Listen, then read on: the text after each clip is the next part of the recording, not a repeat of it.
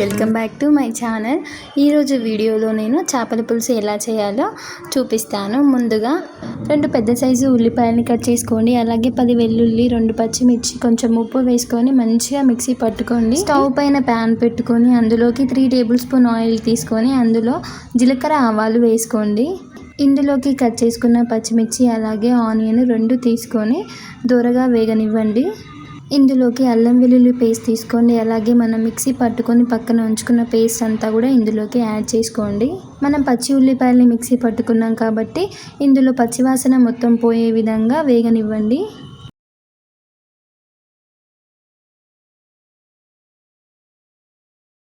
అలా 2 నిమిషాలు సిమ్లో ఉంచి వేగిన తర్వాత మంచి కలర్ వస్తుంది. ఇందులోకి ఇప్పుడు కొంచెం సాల్ట్ అలాగే మన టేస్ట్కి సరిపోయే ఉప్పు, కారం అయితే యాడ్ చేసుకోండి.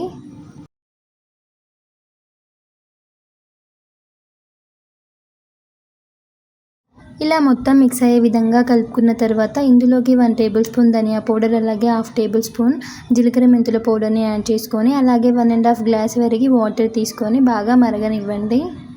ఇది బాగా మరుగుతున్న సమయంలో మనము 1 కప్పు వరకు చిక్కటి చింతపండు రసాన్ని యాడ్ చేసుకోవాలి. ఇంకా అది కూడా బాగా మసిలిన తర్వాత ఇందులోకి మనం కడిగి పక్కన ఉంచుకున్న చేప ముక్కలను అయితే వేసుకోండి.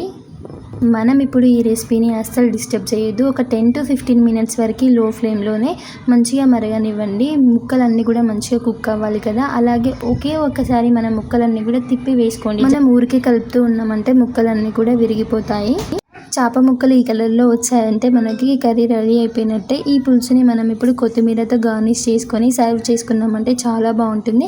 చేపల పులుసు ఎప్పుడైనా 4 to 5 అవర్స్ తర్వాత లేదా నెక్స్ట్ డే అయితే తినండి, చాలా బాగుంటుంది. మీకు నచ్చిందని అనుకుంటున్నాను. నాకైతే చాలా నచ్చింది, మా ఆయనకు కూడా బాగా నచ్చింది.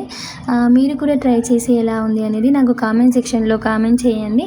Thank you for watching my video. Bye bye. Next వీడియోలో మళ్ళీ కలుసుకుందాము. సబ్స్క్రైబ్ చేసుకోవడం మర్చిపోవద్దు. బాయ్.